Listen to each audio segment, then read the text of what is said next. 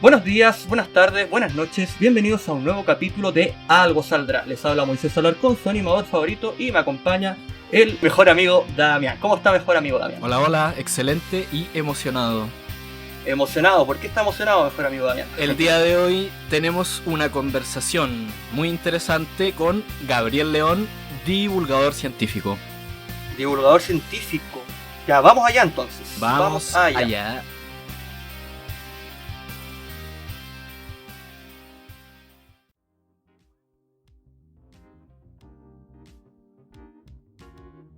Mi papá nació en Santiago el siglo pasado, en 1975. Cuando niño era tan curioso como yo y por eso decidió ser científico, para lo que tuvo que estudiar muchos años.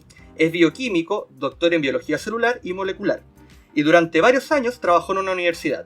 Ahora se dedica a explicar la ciencia a todo el mundo, trabaja en una radio, escribe libros y más adelante quiere ser panadero y fotógrafo. Un loquillo. Este extracto está sacado de las páginas finales de ¿Por qué me sigue de la luna?, de nuestro querido invitado que tenemos el día de hoy, un honor, el señor Gabriel León. Un aplauso, por favor. ¡Bravo! ¿Cómo está Gabriel León? Usted antes de conversar me pidió que lo tuteara, así que Por favor, vamos a tratarnos de tú y tú. ¿Cómo estás? Por favor, Moisés, lo agradezco. Sí, Moisés, Damián, muchísimas gracias por la invitación. Acá encerrado desde el viernes 13 de marzo, aunque desde el día lunes, con permiso para salir a la calle sin permiso especial. Así que, entrando a lo que se llama el desconfinamiento, llevamos varios meses encerrados, echo mucho de menos el mar, pero dentro de todo, afortunadamente, todos sanos, con trabajo, así que dentro de todo nos ha pegado muy poco. Muy bien, me imagino que ha tenido harta pega por toda la conmoción que ha estado, o sea, la virología a flor de piel. Absolutamente, hemos hablado muchísimo en televisión, en radio, en podcast, en libros, en un montón de lados, justamente sobre la pandemia. De hecho hay un interés impresionante por la ciencia está en el foco, está todo el mundo muy atento a lo que está pasando, desarrollo de vacunas, ensayos, estamos hablando de ensayos clínicos en los matinales, una cosa impresionante, así que estamos bañados de ciencia. Así que está bien igual, porque al final en ocasiones como esta, lamentablemente es donde la ciencia se valora en este caso, ¿ya? Bueno, entrando de lleno con lo que vamos a hablar en la entrevista del día de hoy, el extracto que leí, bueno, ya lo dije, es del libro de ¿Por qué me sigue la luna?, que llama la atención. Yo lo adquirí en este caso porque sabía que en algún momento podríamos llegar a esta entrevista que se dio, y me llamaba la atención. Incluso yo me considero científico y aún así habían cosas que no entendía y lo pude así visualizar acá, y cosas que sí sabía pero me llamaba la atención, cómo abordar temas tan complejos como por ejemplo, no sé, las palomitas de maíz, o ¿por qué me sigue la luna?, que es la misma pregunta que sale ahí, temas de los perros, etcétera. Abordar temas tan complejos para niños, en este caso, que imagino que están en un rango de 10, 12 años. ¿Cómo llega a ese nivel de bajar del Olimpo, por así decirlo, con toda esta materia y poder entregarle al resto toda esta información? ¿De dónde sale? A ver, esta serie de libros, son 3 libros, fueron gatillados por la curiosidad de mi hija. Cuando ella tenía 8 años, estaba un día dándose un baño de tina y me llama desesperada en el baño. Cuando uno tiene un cabro chico metido entre la tina y te llama gritando, uno va corriendo, porque claro, algo malo está pasando. Pero estaba turnia, mirándose las manos, y me dice: papá, ¿por qué se arrugan las manos cuando uno está en el agua mucho rato? Y me pareció una muy buena pregunta, y le intenté explicar algo que se me ocurrió en el momento, que tenía que ver con la osmosis, y mientras le explicaba me daba cuenta que no tenía sentido mi explicación, y le dije: ¿sabes qué? No sé, pero lo voy a averiguar. O sea, el día siguiente, a esa altura todavía estaba en la universidad, llegué a mi oficina y me puse a leer papers, una cosa impresionante. Había papers sobre dedos arrugados, un montón de investigación científica. Y averiguo esto, le explico: mira, hija, los dedos se arrugan porque se sabe esto y no se entiende muy bien esto otro, pero más o menos es así. Y me queda mirando y me dice: tú deberías escribir un libro sobre estas cosas raras que le pasan al cuerpo. Wow. Entonces ella fue la que me mandató este libro, y lo encontré una idea muy buena. Y en ese momento empecé a coleccionar las preguntas que los niños me hacían cuando yo daba charlas en los colegios. Me hacían preguntas muy buenas. Entonces la tenía guardada en una carpeta de mi computador que se llamaba Preguntas Niños. Tenía un Word lleno de preguntas. Entonces cada vez que daba una charla y un niño me hacía una pregunta rara, y la memorizaba y terminaba la charla y la anotaba en mi carpetita. Por ejemplo, me acuerdo una vez en un colegio en la cuarta región, una escuela chiquitita, una escuela rural, que tenía en total 80 alumnos de primero a octavo básico, chiquitita. Y estaba conversando con los estudiantes y le dije: ya, pregúntenme lo que quieran. y una niña levanta la mano y me dice, profesor, ¿por qué la caca de mi hermana es más hedionda que la mía? Y la encontré genial. Y los profesores muy divertidos, como, oye, no preguntes esas cosas, ¿cómo dice caca? Y, oye, pues todo el mundo se caca y todo, y los niños muertos de la risa, pues, obvio. Y esa pregunta es muy buena, porque de hecho va a algo que es fundamental. ¿Por qué los olores corporales del resto nos parecen más asquerosos que los nuestros? Y eso es cierto. Y me llevó a la investigación de un psicólogo gringo que se llama Paul Rosin y que estudia el asco y la repulsión. Y es fascinante, y hay un mundo.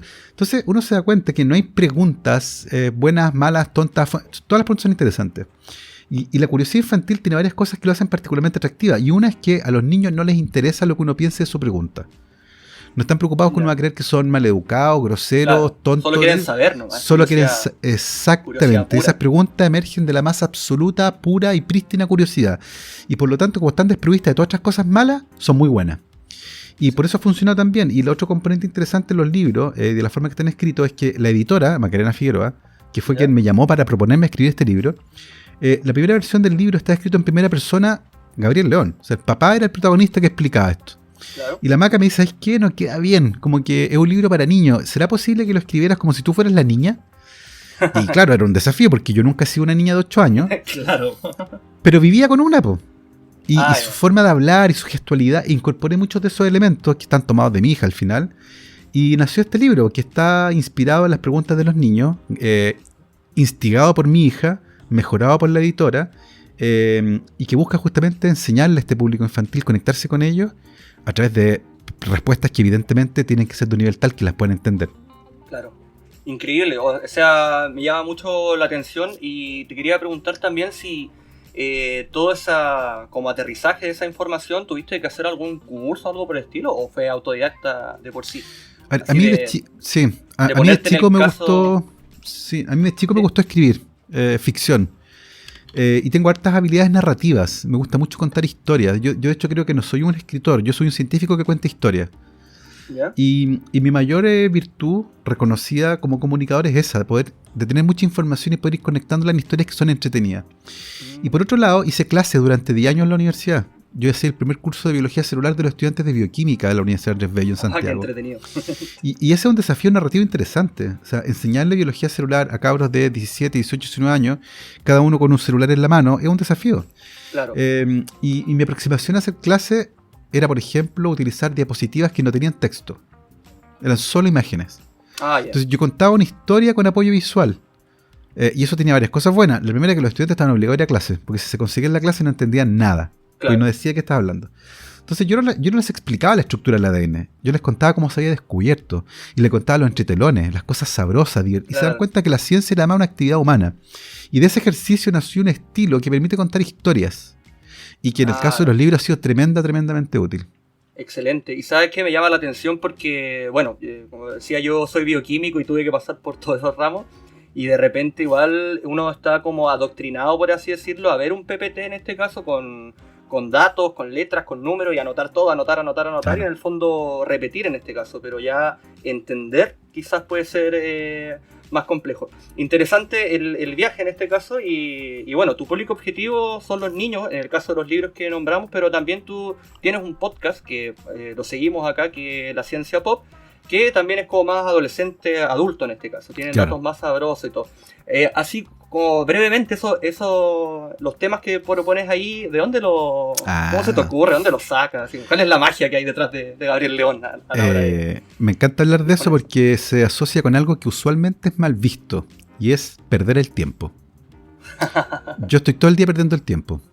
Leo de manera caótica, fragmentada, fractálica, desordenada, entrópica, salto un tema a otro, y he descubierto algo. Después de años haciendo esto, detrás de cada gran descubrimiento científico hay una historia muy entretenida, que no está vinculada con lo interesante que puede hacer el hallazgo. Claro. Los hallazgos son todos interesantes, pero hay algunas historias y he descubierto que uno escarba un poquito y salen esas historias. Entonces al final tengo una cantidad de información gigantesca en mi cabeza porque pierdo el tiempo todo el día, entonces leo un montón de datos y de repente encuentro elementos que las vinculan, ¿ya? Entonces, por ejemplo, ahora estoy preparando un libro, más adelante para el futuro, pero que probablemente va a tener un podcast también, un capítulo en el podcast, y que va a vincular a la eugenesia con los cubiertos de plata. ¿Qué? Wow. ¿Cachai? Entonces, ese tipo de cosas que... Disculpen mi ignorancia, pero ¿qué es la eugenesia? La eugenesia fue una corriente de pensamiento científico muy importante a fines del siglo XIX, principios del siglo XX, que básicamente establecía que tú podías criar humanos, tú podías mejorar la raza a través de la cruza selectiva y la manifestación de ciertos caracteres deseables. Claro. El problema es que la eugenesia positiva, que era esa selección de caracteres deseables, derivó rápidamente la eugenesia negativa, que era la eliminación de los caracteres poco deseables. Y eso implicó, por ejemplo, esterilizaciones forzosas a muchas personas, porque además se consideraba que todo era heredable, incluyendo el carácter y la inteligencia. Y por lo tanto, personas que eran alcohólicas, por ejemplo, era obvio que iban a tener hijos alcohólicos y eso había que esterilizarlo. Y eso generó una herencia científica, ojo, que era válida. Había congresos de eugenesia y todo, que fue el fundamento para las políticas eugenésicas del régimen nazi. Así que una historia ahí que es bien tremenda. Interesante. ¿Y ahora cómo relacionarlo con los... Bueno, ahí está. Para eso, bueno, escuchar el podcast, leer La el libro ciencia, que viene. Claro, Sí, exactamente. pero es que me dejó metido por eso. Pero bueno, Bueno, ya... es que yo creo que ahí esa es justamente lo que he descubierto en estos 10 o 15 años contando historias de ciencia. Uno lee un poco y aparecen datos, y esos son los datos que a mí me llaman la atención. Entonces, hay mucha información que la gente la puede leer y pasa por encima, y para mí son diamantes, que los veo brillar de lejos. Y los tomo, los desentierro y ¡pape! La historia maravillosa que es justo lo que yo necesitaba.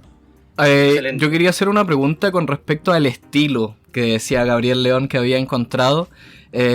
Obviamente el estilo llega a mucha gente, se explican conceptos complejos de forma simple, pero ¿qué hay de los colegas académicos, los colegas de las universidades, que están en laboratorio y que quizás piensan que... no sé, se están simplificando demasiado? Claro, se han valido críticas de parte de la academia más tradicional. Lo quiero complementar ahí a don Gabriel, porque incluso yo que estoy en un nivel mucho más bajo, no me considero divulgador todavía, pero yo fui profesor el año pasado y mis colegas ingenieros me criticaban porque era como, oye, weón, así como tenía el medio título, ¿cachai? Y te estás dedicando como a hacer clases. Y es como onda, sí, pero es que me gusta, pues, ¿cachai? Que el cabro entiende que puede aplicar esa herramienta y utilizarla.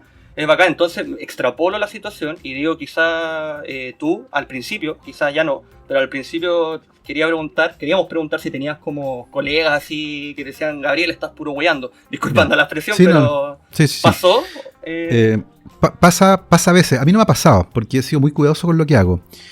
Y la pregunta es sumamente interesante la que hace Damián, porque se vincula con un hecho que además es relevante desde el punto de vista del estudio científico de la divulgación.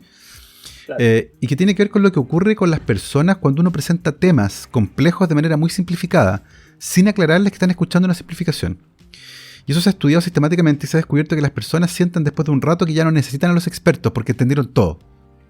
Y por lo tanto la aproximación es clara. Yo no enseño ciencia, yo cuento historias de ciencia. Pero cuando explico un fenómeno científico, lo explico de manera súper clara, y cuando hago ejemplos, alegorías, transformaciones, simplificaciones, siempre está puesto ahí. Esto es mucho más complejo pero para entender una idea, y de hecho, si tú no analizas, por ejemplo, Moisés, cuando uno estudia bioquímica, por ejemplo, inicialmente cuando te explican las cosas en los primeros 2 años, son súper simplificadas. Y a medida que uno va avanzando en la carrera, te vas dando cuenta que las historias eran mucho, mucho más complejas. O sea, y uno se da cuenta que hay excepciones y que cuando te decían todas las células son así, no eran todas, eran casi todas. Y las excepciones son... Bueno, y con la comunicación de la ciencia pasa algo parecido. Aplica mucho a fenómenos generales, muchas veces no aplica a fenómenos particulares, pero es importante aclararlo. Y yo he sido lo suficientemente riguroso como para no meterme en ese tipo de problemática, pero yo la entiendo además. Ahora, siempre está mi defensa cuando me dice, oye, pero sí sé que no es así, pero yo no estoy haciendo una clase de biología molecular. Estoy tratando de explicar una idea con un concepto que pueda estar simplificado, porque yo sé que estas personas no van a ir a abrir un laboratorio de biología molecular, no van a ir a repetir este experimento, quieren entender por qué el científico lo hizo. Entonces, todo tiene que ver con cómo uno entregue esa información. Exacto. Es distinto si yo llego a dar una clase y hablo puras paparruchadas. O sea, no tiene sentido, ¿cierto? Si yo clase en un doctorado, debería explicar con alegoría un concepto, ¿me cachai? Entonces, tiene que ver con cómo uno utiliza esa información, porque efectivamente los ejemplos reducen a los fenómenos complejos a cosas mucho más sencillas, que se alejan de lo que uno entiende por ese fenómeno. Pero si es para explicar un concepto en particular dentro de una historia, que es útil para esa historia, me parece perfecto. Excelente. Excelente, muchas gracias ahí por la aclaración. Teníamos esa duda también al respecto. ¿Estás feliz con lo que estás haciendo? Quizás si anda como dedicarte a esto y ser pro en esto. Y no estar en el laboratorio. Y no estar en el laboratorio, quizás. O enseñando en la universidad. Eso también es súper interesante porque efectivamente yo de chico lo único que quise hacer es científico. De hecho, yo decidí a los 12 o 13 años que quería clonar genes. Ese era hacer mi trabajo. Y lo hice, y de hecho cuando estuve en la Católica estudiando bioquímica en el tercer año y fui a pedir trabajo en un laboratorio, mi primer trabajo fue clonar un gen. Así que yo estaba pero fascinado. Feliz. Y eso me marcó profundamente. Yo decidí que quería ser científico toda mi vida, quería tener mi laboratorio. Y lo hice, monté mi laboratorio, fui director de 2 proyectos Fondesit, de un Corfo Innova, fui estudiante de doctorado, magíster, todo lo que tú queráis. Y el trabajo en laboratorio siempre me fascinó. Siempre, hasta el día de hoy me fascina. Pero la vida académica no es solo laboratorio. Claro. Tiene un montón de otros elementos que terminaron teniendo una carga gigantesca en mi emocionalidad, que no me gustaban, que los odiaba, y llegó un momento en el que ya no me hacía feliz. Y para mí la felicidad es el elemento central de la vida. Si no vas a ser feliz, ¿para qué? Claro. Entonces dije, bueno, hay que tomar una decisión acá. Hay que renunciar a este sueño de la infancia que no era lo que yo pensaba. Porque ser científico hoy en día no es sencillamente tener un laboratorio. Implica ser académico, universitario, con un montón de bla, bla, bla. Que a mí me gustaba. O hago otra cosa. Y a esa altura yo ya llevaba 8 años haciendo comunicación científica. Me gustaba mucho, lo pasaba muy bien. Había publicado ya 2 libros. Y se venía mucho más en camino. Yo a esta altura he publicado como 8 libros en Chile, México, España y República Checa en total. Entonces al final fue como, ¿sabes qué? Esta otra pega, que la hago solo, la puedo hacer de manera independiente, me encanta, lo paso súper bien. ¿Sabes qué? Lo voy a hacer. Y yo hoy día soy profundamente feliz. No tengo jefe. Hasta antes de la pandemia yo ya trabajaba en pantufla. Yo fui el precursor de trabajo en pantufla. Lo paso muy bien. Cuando voy a dar charlas me tratan como... me llevan, me traen, me llevan a almorzar, me dan regalos. Estoy con cabros chicos que están súper ahí con la ciencia.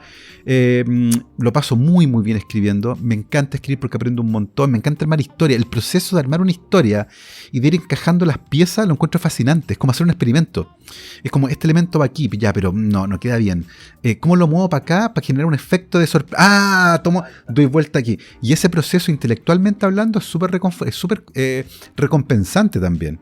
Entonces al final yo esta pega la disfruto un montón. Y más encima no tengo jefe. Qué rico saber. Bueno, eso es súper importante, lo que quieren todos, pero igual ya decir soy feliz con esto habla muy bien, profundamente. Como un ejemplo así. Ya para así terminar con el tema de la ciencia, en cuanto a tu gran aporte en eso, yo sé que esto se sabe, pero quería ver como tu opinión en cuanto a los fondos que hace el gobierno, cómo invierte el gobierno los fondos para los procesos científicos, en este caso, fuera del coronavirus, sino desde mucho antes, sí, desde siempre, si quieres. ¿Cuál es tu visión al respecto? A ver, yo creo que es importante aclarar que esto no es un problema del gobierno, es un problema del Estado chileno, y esto es una cuestión histórica. No es de este gobierno, no es del anterior, ha sido así de manera sistemática. El Estado chileno invierte menos del 0,4% del PIB en ciencia. Países como Corea del Sur y Israel están rozando el 5% y el promedio de la OCDE es del 2,5%. Nuestro presupuesto de defensa supera en varias veces el presupuesto en ciencia, lo que a mi entender no tiene ningún sentido tampoco. Claro. Entonces no había un compromiso político claro de ningún gobierno, es un problema estatal y yo creo que tiene que ver con cómo enfrentamos a la ciencia y cómo la entendemos y qué esperamos de ella. Y la verdad es que mientras no haya un cambio de foco importante, veo muy difícil que se pueda mover de donde está. Va a requerir cambios de cabeza, claro, muy potentes, un cambio de visión de país, que ya no mire a cada 4 años, que es lo que es un periodo presidencial, sino que lo mire de aquí a 100 años. Claro. Y eso requiere personas que estén pensando el país más allá de los beneficios políticos que van a obtener, o de los beneficios de su área, o de su partido, o de su corriente. Requiere ser de verdad desprendido y pensar en el desarrollo del país. Y eso lamentablemente todavía no lo estamos viendo. Y con respecto a esa relación entre la política y la ciencia, ¿podrías dar como una apreciación general de cómo consideras que se ha llevado en Chile, puede ser internacionalmente, pero sobre todo nos interesa Chile, cómo las autoridades políticas han llevado el tema de la pandemia? ¿Y cómo se podría trabajar de una mejor manera? Porque obviamente Sí. se puede mejorar. A ver, hay una suerte de mito científico de que la ciencia es apolítica. Y eso es una gran mentira o un gran error. La ciencia es política. Me imagino. Es política. Y a muchos científicos les gusta pensar que no, porque no quieren meterse en problemas en el fondo, no quieren tener un discurso político, que es distinto a reconocer que la ciencia es política, tener un discurso político. Y hay ejemplos notables. En Estados Unidos, hace un tiempo atrás, los supremacistas blancos comenzaron a hacer manifestaciones en las que bebían leche. Y agarraban un galón de leche, estas botellas de 4 litros, y se lo empinaban. Y le decían a la gente que si no podían tomarla, tenían que irse. ¿De dónde sacaron esa idea? La sacaron de algunos estudios que decían que los genes de tolerancia a la lactosa venían del norte de Europa. Y por lo tanto, si tú tenías tolerancia a la lactosa, tú eras tolerante a la lactosa y venías del norte de Europa, entonces tú eras ario, tenías mejores genes. Claro. Y los intolerantes a la lactosa, como los asiáticos, por ejemplo, tenían que irse. Y fue bien interesante porque la Sociedad Americana de Genética quiso sacar un comunicado al respecto. Y la secretaria le escribió a varios científicos del área de la genética para que desmintieran todas estas ideas locas. Y los científicos dijeron que preferían no hacerlo porque no querían meterse en política. Lo que es una estupidez, porque el tema ya era político. Sí, pues, partió con eso. Sí. No tenían que transformarlo. Entonces, la ciencia es política porque forma parte de la vida y todo puede ser usado políticamente. Por lo tanto, la ciencia es política. Ahora, el manejo político de una pandemia es algo bien delicado porque no es el manejo científico. Y eso es lo interesante, porque la ciencia no es la única voz que está hablando acá. Cuando el presidente o el ministro de Salud se junta en esas reuniones, el ministro Kuf, que el ministro de Ciencia no es el único ministro que está ahí. También está el ministro de Economía, la ministra de Trabajo, el ministro de Hacienda. Claro. Y por lo tanto es una voz más. Este no es un gobierno científico. El punto es qué tan en cuenta se toman esas voces. Y cómo el mensajero, el que lleva el mensaje de la ciencia, pelea para que esas visiones sean incluidas en la toma de decisiones. Y al respecto, yo siempre lo recuerdo, desde hace algún tiempo, entrevisté hace algunos meses atrás a Marcelo Mena. No, Marcelo Mena, sí. Marcelo Mena, ingeniero civil. O sea, ex ministro. Bachelet. Exactamente, ingeniero civil bioquímico, ex ministro de Medio Ambiente, Michelle Bachelet. Y él decía, cuando la ciencia entra en la arena política y las tomas de decisiones, la ciencia se convierte en un deporte de contacto.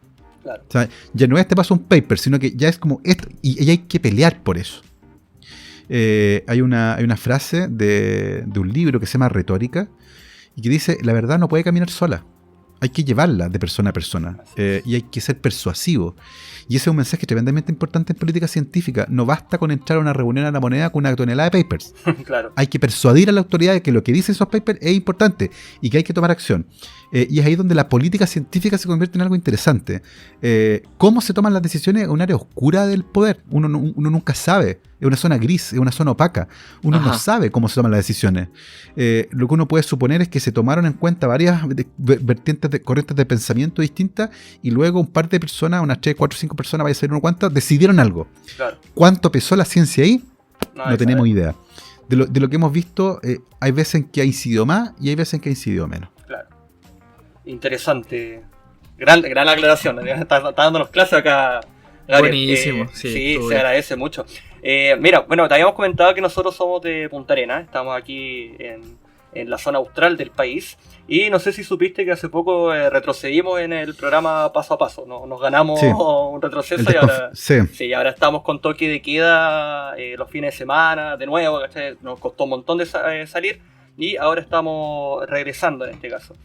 ¿Algún mensaje? Esa es la primera pregunta. ¿Algún mensaje para los magallánicos en este caso con respecto a los cuidados y cosas por el estilo? Sí, a ver, yo creo que es importante tener algo muy claro.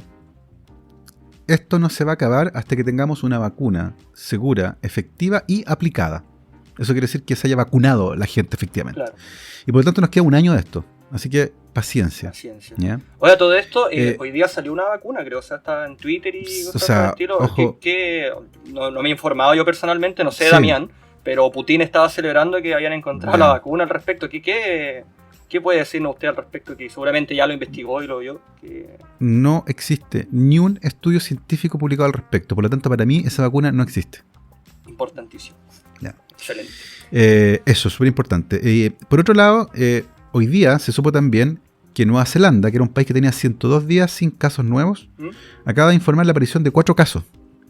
Lo que es tremendamente preocupante porque esos 4 casos no son de personas que hayan viajado. No están vinculados a viajes. Eso quiere decir que en Nueva Zelanda el virus todavía está circulando de manera inadvertida. Entonces eso demuestra que este es un virus extremadamente contagioso y por lo tanto vamos a estar con él mucho rato. Y por lo tanto esto de ir y volver, esta es como la pandemia de Sísifo. Avanza 2 pasos en desconfinamiento, retrocede 1. Esto va a ser así, así que paciencia, va a ser así. Ahora, entre mejor hagamos las cosas, más tiempo va a pasar en el paso de más adelante del desconfinamiento. Por ejemplo, entre más rigurosas sean las personas con el lavado de manos. Yeah. Entre más rigurosas sean las personas con el uso de mascarilla. No saco nada con tener mascarilla si no la uso. Y la uso bien, que cubra nariz y boca. Si soy más consciente de que mientras más hablo en un lugar cerrado, más posibilidades tengo de contagiar al resto. Si soy consciente que un 80% de las personas que estuvieron enfermas nunca tuvieron síntomas y que por lo tanto yo puedo estar enfermo, no lo sé, y si ando esparramando bichos no tengo idea, y por eso es que es importante que todos usen mascarilla. Entonces, si no transmitimos de manera clara ese mensaje, y esto es comunicacional, claro, estos periodos de libertad, entre comillas, van a ser muy cortitos. Entonces, entre más claro tengamos cómo funciona el virus, cuáles son las medidas que funcionan, más largos van a ser nuestros periodos de confinamiento. Pero no me cabe ninguna duda que en algún momento vamos a tener que volver para atrás, porque el virus va a seguir circulando a no ser que tengamos una vacuna, y eso va a pasar, va a ser un año largo, así que paciencia. En los momentos en que haya más libertad, úsenla bien. No salgan a carretear a destajo, no se junten con 500 personas a la vez, usen su mascarilla, particularmente en espacios cerrados públicos. Entonces creo que es importante comunicar esto. ¿Tenemos algún tipo de desventaja por encontrarnos en una zona especialmente fría? ¿Y con viento? No, yo creo que de hecho eso ayuda. Recuerden ustedes que las enfermedades de invierno son más comunes en invierno porque la gente tiende a encerrarse, no ventila los espacios. Porque hace frío. Entonces hay que ventilar porque el virus, cuando se acumula mucho virus en el ambiente, es cuando eventualmente es peligroso. Pero ustedes ventilan, no se alcanza a acumular. El virus no vuela, no corre, no trepa, no es una pulga, no salta de una mesa a la cara de ustedes. Pasa de persona a persona. Y a veces cuando la gente tose y exhala mucho y habla mucho, en un ambiente cerrado se puede acumular virus en el aire por un tiempo. Y ahí es cuando es peligroso. Por eso hay que ventilar. Entonces el viento, de hecho, puede ser favorable, porque ayuda a ventilar mejor los espacios. Abrir la ventana y la puerta y en Punta Arenas en 30 segundos está listo. Yo cuando estuve allá me acuerdo que llegué en un mes de noviembre y me acuerdo que salí a correr por el Estrecho Magallanes un día a las 6 de la mañana. Y voy a salir del hotel y traté de abrir la puerta y no podía. Y dije, la cerraron con llave. Y dice, no, es el viento, tiene que empujar más.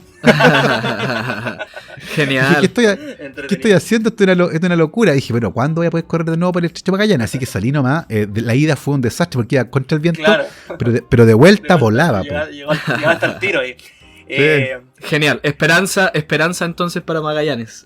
Esperanza y esperar, sí. Ventilen. Oye, bueno, eso era el tema con el tema del coronavirus político, se hizo bien breve y bien claro, así que se agradece mucho. Ahora, hablando de Punta Arenas, ¿cuándo tuviste la oportunidad de venir y por qué? Hace consulta mía, fuera de pauta. Estuve 2 veces en Punta Arenas, una vez estuve 8 horas. Chuta. Fui a dar una charla. No, fue una cosa tremenda porque llegué tarde, llegué como a las 7 de la tarde. Me llevaron a comer, comí, di la charla, me fui a acostar y el otro día me levanté a las 5 de la mañana y me fui. O sea, no disfruté nada. No conocí Punta Arenas, solo conocí un edificio precioso, que tiene el invernadero afuera, que está ahí en una plaza. Que es una especie de palaceta antigua. Yo no cacho, nada de Punta Arenas. ¿Cuál será? Una especie de palacio antiguo con un invernadero de vidrio afuera precioso que tiene un restaurante ahí. Ya. Sí, frente a la plaza. Es frente a la plaza, exactamente. La plaza, sí. Y hay un centro de también donde uno puede dar charlas. Precioso el lugar. Sí, Palacio José Nogueira. Es el José Nogueira. Bueno, y después volví, invitado por el Banco Interamericano del Desarrollo, que hizo una hackathon de ciencia y tecnología en Punta Arenas. Y ahí estuve ya 3 días y aproveché a conocer y fui al Fuerte Bulnes. Y el camino de Punta Arenas al Fuerte Bulnes era una cosa... Yo quedé fascinado. De hecho, llegué a Santiago convencido que necesitaba comprarme un terreno en Punta Arenas. Tan carito, sí, tan carito. Oye, pero era un cielo. Me acuerdo que nos fuimos al Enjoy, o algún hotel grande que está ahí en el centro, que tiene un piso 11, creo que tiene un casino. Y nos fuimos allá a tomar un trago. Y era noviembre, diciembre ya. Y eran las 11 de la noche, estaba claro todavía. Y un cielo que era impresionante, con unas nubes gordas, blancas. Yo creo que me quedé mirando el Estrecho Magallanes durante horas. Oh, qué lindo. Me encantó. Y obviamente fuimos al kiosco Roca a comer choripán. Y sí, evidentemente paseamos. Y, sí. ¿No te pasó nada en el estómago con esa combinación? No, es que por está como favor. ese miedo así de que leche con chorizo. Una delicia, ¿no? Una delicia, una cosa que además yo tengo un amigo que es de Punta Arenas, Jorge Carpinelli, Pavicic. Y él siempre me hablaba de Punta Arenas y transmitía, así que fue bacán haber podido ir por fin y haber disfrutado en primera persona los atractivos de la zona, que es preciosa. Excelente. Genial. Qué rico que te hayas llevado una buena impresión. ¿Los puntareneses te trataron bien, sí? No, maravilloso, muy bien. Somos sí. buena gente. Muy buena gente.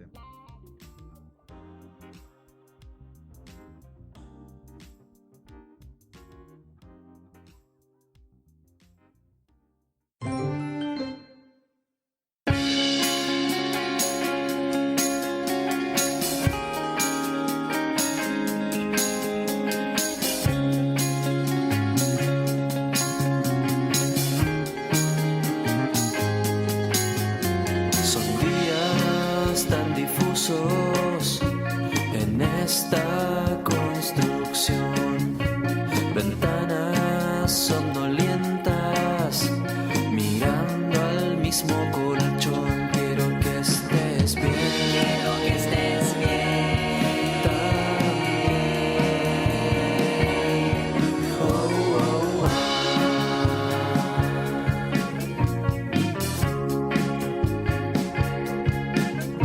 Son días tan distintos, no todos podrán ver el sol. Afuera ronda el hambre, adentro la suspensión. Quiero que estés bien, quiero que estés bien también.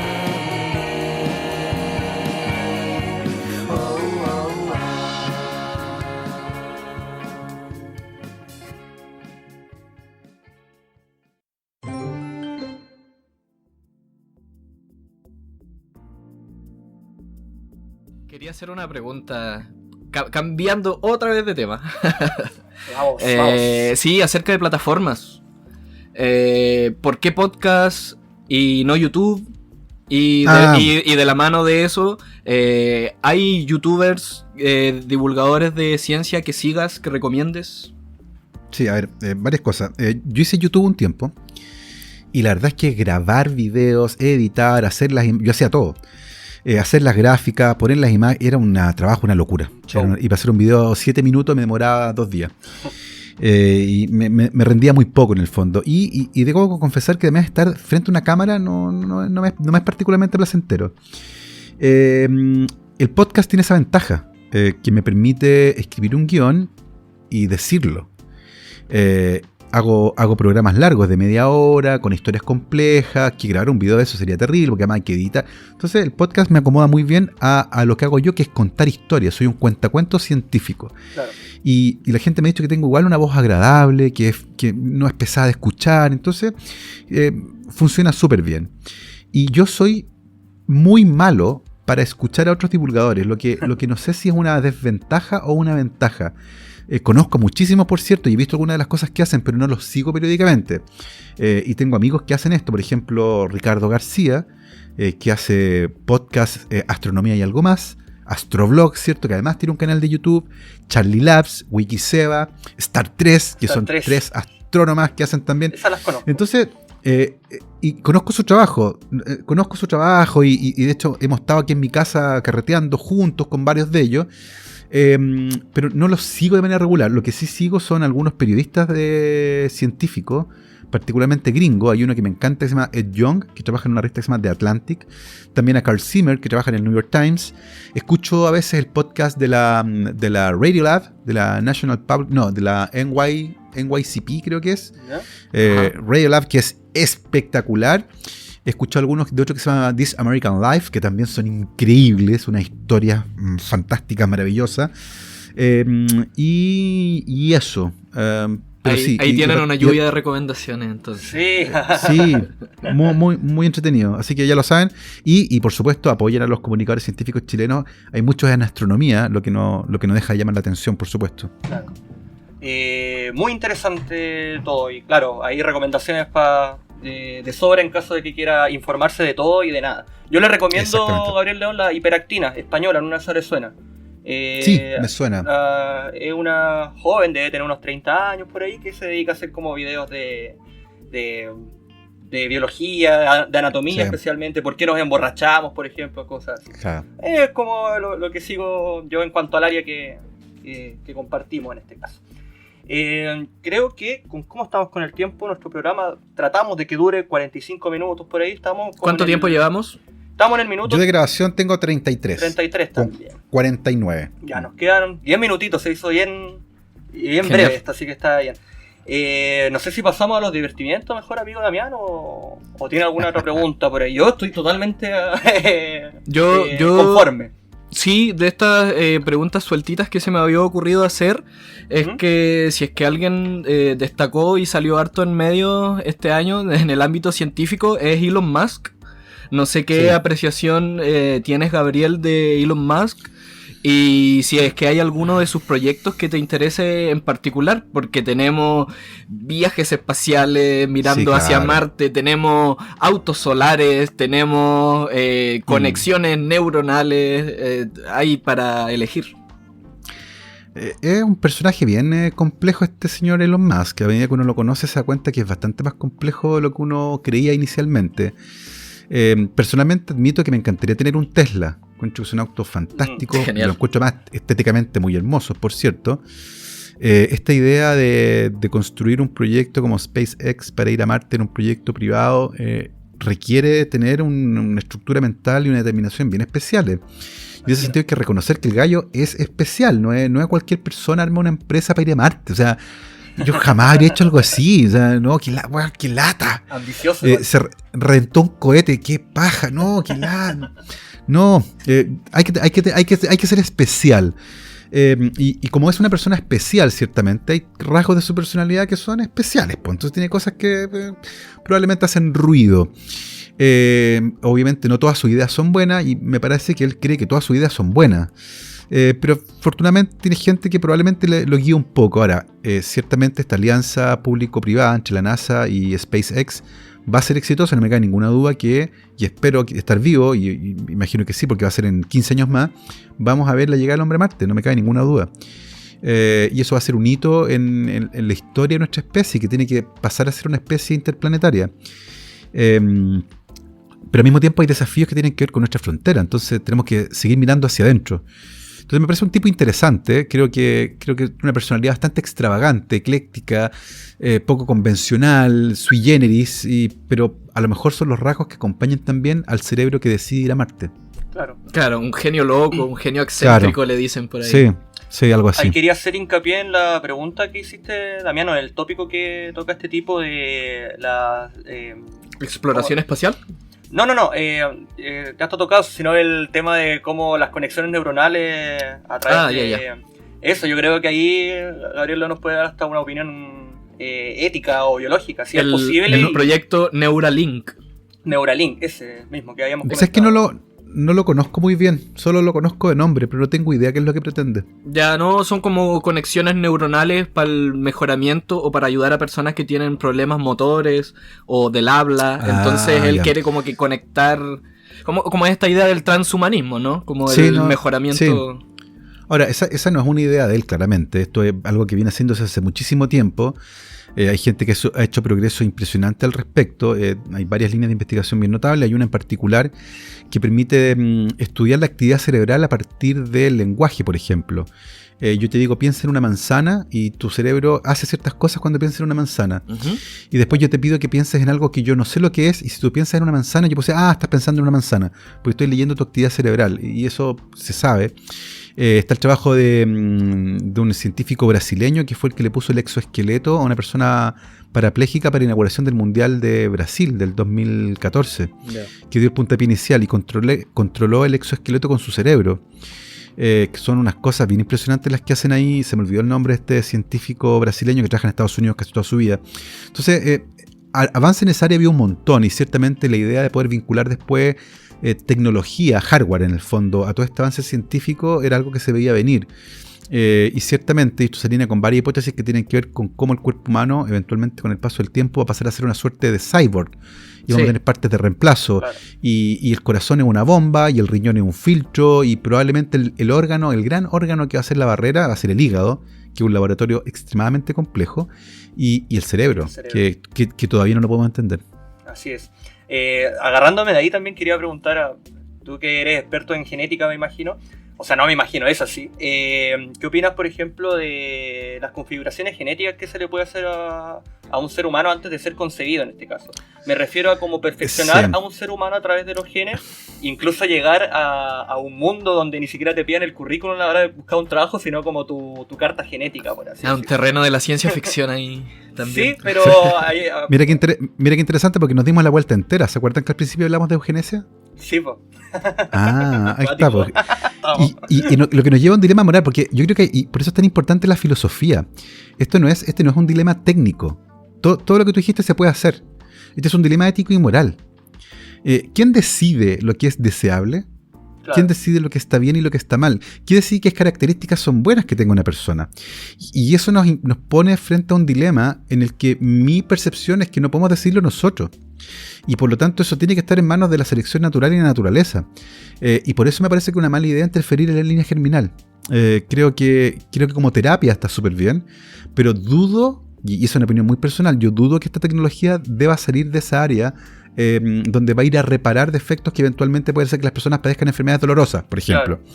Pero de ahí a decir, por ejemplo, quiero que la gente sea más inteligente o tenga el pelo de cierto color.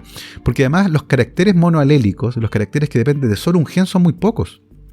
Y por lo tanto, usualmente para cambiar la inteligencia de una persona, que además es un concepto súper etéreo, la inteligencia uno la entiende de manera coloquial, pero los que estudian esto no hablan de inteligencia, hablan de habilidad cognitiva, hablan de la capacidad de navegar por el espacio de los problemas, que es una definición casi musical de la inteligencia. No hay un gen. Es como un panel de control de una sala de audio. Hay miles de switches y los movimientos conjuntos de muchos de ellos generan cambios pequeños. Entonces, creo que es un desafío técnico complejo, pero el desafío técnico, a mi entender, queda disminuido cuando uno ve el desafío moral y ético que implica decidir qué es bueno y qué es malo, qué es deseable y qué no es deseable. Claro. Y en ese camino creo que si abandonamos la filosofía, cuando uno abandona la filosofía en cualquier aventura científica, la aventura científica se convierte en un ejercicio en el que estás corriendo con los ojos cerrados. Vas a llegar eventualmente a alguna parte, pero puede que cuando abras los ojos te des cuenta que no era donde querías llegar. Por eso es importante que la filosofía siempre acompañe hasta grandes temas tecnológicos y nos preguntamos para qué, por qué y quiénes. Buenísimo. Excelente, y hay un dilema moral, bueno, que va de la mano también con la clonación y todo este tipo de cosas, en el fondo, que son exactamente. Problemas que se tocan en la ciencia ficción, como decía Damián, pero que son posibles, claro. O sea, no hay barreras científicas al respecto. Exactamente, técnicamente no hay una barrera, son otras barreras. Claro, sí. Son más éticas en este caso. Importantísimo, porque de repente uno piensa así como, pero deberíamos hacer esto, no sé. Supongamos que yo soy daltónico y no quiero que mi hijo salga daltónico, entonces como que hago ese arreglo. Pero igual claro. Se te puede ir de las manos en este caso, sí, claro. Sin algún conocimiento moral detrás. Así que eso, estoy conforme. Maravilloso. Quiero agregar la última pregunta y los dejo de molestar a los dos. Dale. Sí, antes pregunté si es que en la búsqueda de este estilo de divulgación científica o comunicación de la ciencia te había valido críticas de tus pares. Ahora quiero preguntar si es que has recibido críticas, ya sea de grupos religiosos extremos, fanáticos, sí. O bien de otros grupos organizados en torno a teorías de la conspiración. Por supuesto. O sea, he recibido toda clase de insultos por parte de las sectas más radicales, que son los antivacunas, la gente que es contraria al uso de la biotecnología, por ejemplo, gente que cree que la Tierra es plana, en general personas que adhieren con teorías conspirativas que me ven como una especie de símbolo de alguna trama oculta que yo ni siquiera entiendo, vinculada con los Illuminati y George Soros y la ONU y una cosa que se llama el nuevo orden mundial, que es un delirio así hollywoodesco, que es bien impresionante. Y de hecho, el impacto que tuvo esta forma de pensar, este marco mental, fue tan fuerte en mi carrera que me di cuenta temprano, cuando empecé las de transgénicos, por ejemplo, y que fue un fiasco, me di cuenta que había una estructura de pensamiento bien compleja ahí, que se repite, por ejemplo, en los antivacunas y también en otras teorías de conspiración, y que tiene que ver con cómo la gente genera sus creencias. Al punto en que hoy en día a mí me encantaría hacer un doctorado en psicología cognitiva, y entender los procesos mentales que hay detrás de la toma de decisiones y la generación de creencias. Porque hoy en día es muy fácil creer cualquier cosa. Dice, no, es que lo leí por ahí, lo leí en internet. Claro. Pero eso además lleva a la generación de ideas súper complejas, y se ha estudiado sistemáticamente qué pasa en el cerebro de alguien que cree en teorías de la conspiración, por ejemplo. Y cuál es la recompensa que hay detrás de creer estas historias que son súper rebuscadas a veces. Y hay cosas que son increíbles porque, por ejemplo, me pasa con la llegada del hombre a la luna. Siempre hay gente que no cree que el hombre fue a la luna, que creen que lo grabaron de verdad en un estudio de televisión. Y cuando uno analiza esto de manera crítica, es súper heavy porque en 1969 era imposible grabar en un estudio de televisión lo que se vio en televisión. Stanley Pero Kubrick, si era por ahí dicen. O sea, claro, es imposible, y cualquiera que haya visto 2001 y ve la llegada de Kubrick, la llegada de Kubrick a la luna, ve que la grabó sin ningún atisbo de pérdida de gravedad, iban caminando nomás, ni siquiera se esforzó. Lo que se vio en televisión en aquella época era técnicamente imposible de hacer en 1969, pero sí era técnicamente posible mandar a 3 tipos a la luna. Y eso a la gente se le olvida. La gente cree que los efectos especiales del cine son, miren Terminator, la 1. Claro. Y es espantosa. Claro, Es envejeció horrible. La primera Jurassic Park se hizo con robots, con aparatos. No es digital. Los efectos de computador son ahora, pero da la sensación de que siempre estuvieron y que son y que siempre fueron buenos. No. Entonces, me parece re interesante esta estructura mental. Y sí, claro, esos grupos evidentemente me he ganado el odio de un montón de ellos. Me imagino. Hoy de la mano también acá en Algo Saldrá con Damián siempre tratamos de irnos en contra de la pseudociencia, en verdad. Que seguramente también es un tema de la mano onda, con las conspiraciones que acabamos de tocar. Y por temas de tiempo te quiero preguntar con cuál pseudociencia has tenido más problemas. Así, con cuál es la que más te ha tocado así desmentir. Tengo mi favorita, que es la homeopatía. Ah, ya, la homeopatía. Las gotitas. Las gotitas. Claro, y que por varias razones, porque además a mí cuando chico me dieron homeopatía. Y a mí me encantaba porque era dulce, eran unas bolitas blancas dulces, bacanes, y me podía comer 1000 y no pasaba nada, claro, porque no hacían nada, si era pura agua con azúcar. Pero es interesante porque existe todavía esta idea de que es buena y que es natural. Como que la homeopatía no, pero si es natural, y la homeopatía no es natural. No tiene nada. Cuando uno empieza a entender que no tiene nada natural. Hay medicamentos homeopáticos que están hechos con polvo de aspiradora. Wow. O aire. Esto no es broma, esto es verdad.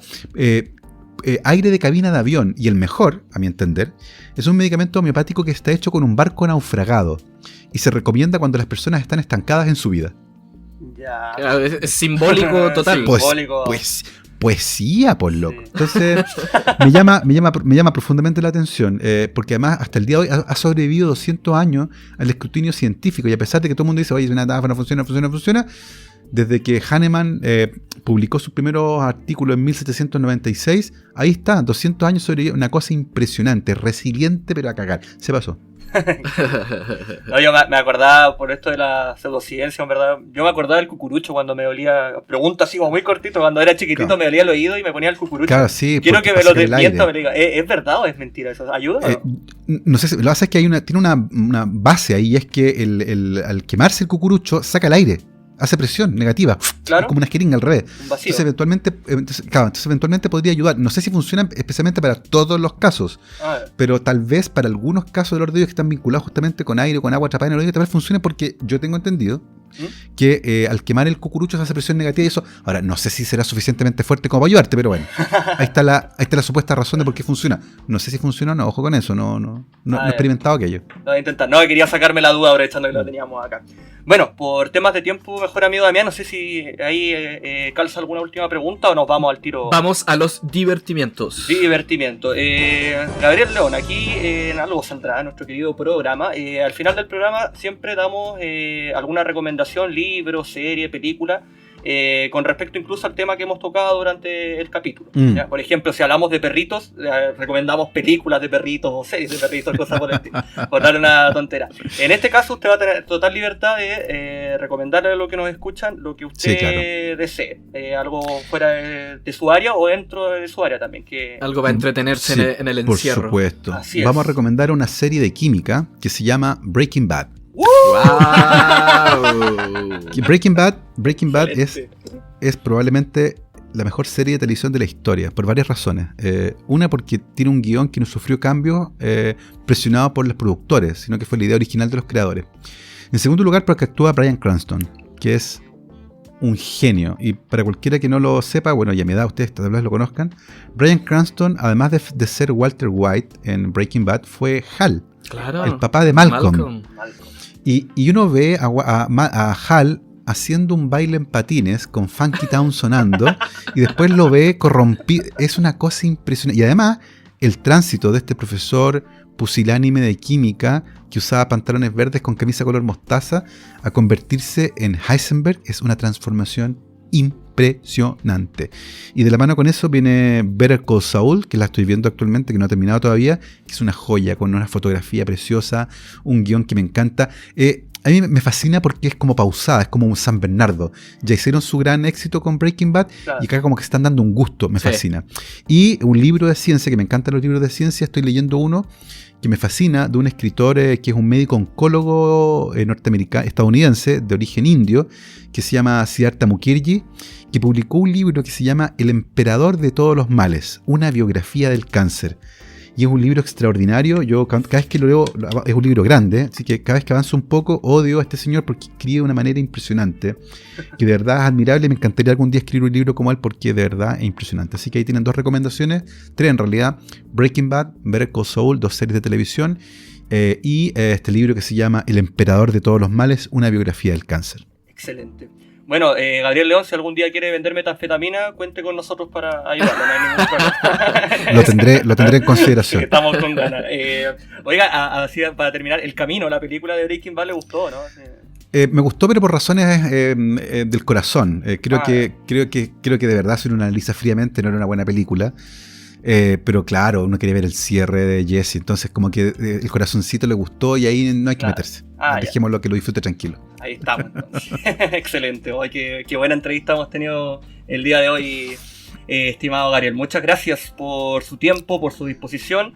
Antes Ha de sido un cerrar, placer. quería mandarle un mensaje de mi prima, Gabriela Alarcón, que dijo que le mandara a decir que lo amaba. Ya, ella es profe de Oh. biología y sigue toda su carrera, así que ahí le dejo el saludo como corresponde. Un saludo para ella también y un saludo grande a los profesores que en esta pandemia lo han pasado, no sé si mal, están con una sobrecarga impresionante, haciéndose cargo de clases a distancia, aprendiendo a hacer clases de nuevo y además haciéndose cargo de lo que pasa en sus casas. Así que aguante para todos los profes de Chile. Muchas gracias. Eso. Un saludito Muchas ahí gracias. también. Muchas gracias también por Muchas mi veces. parte. Me despido. Interesantísima conversación. Nos llevamos hartas cositas para darle vuelta ahí en la cabeza. Me alegro, que esté muy bien. Así Un es. placer. Muchas gracias, estimado. Nos vemos. Chao, chao. Chao, chao.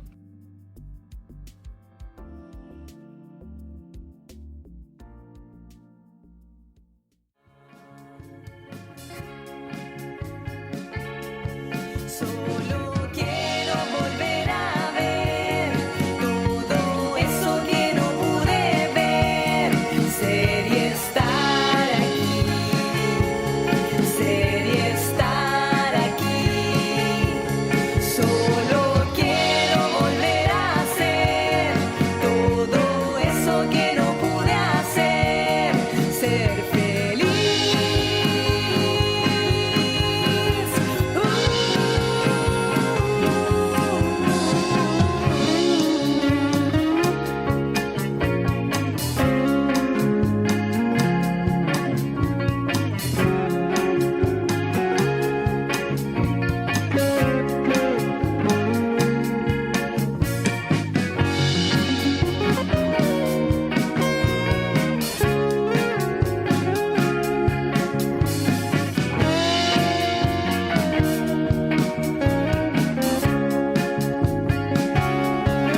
Yo solo quiero saber cómo estás, saber si te puedo ayudar. La economía no